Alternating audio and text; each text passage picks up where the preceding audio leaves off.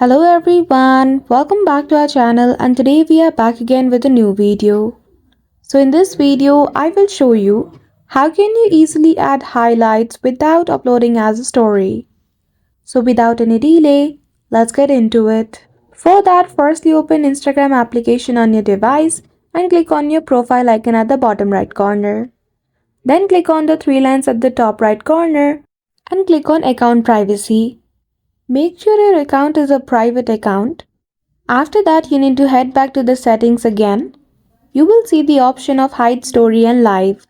Simply click on it. After that, click on hide story from and choose all your followers.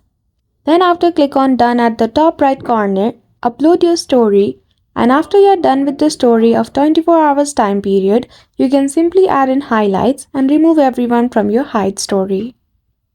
So that's it. That is how easily you can create a highlight without keeping it as a story. So I hope you found this video helpful. If you did, don't forget to give it a thumbs up and subscribe to our channel for such tutorial. Thank you for watching till the end.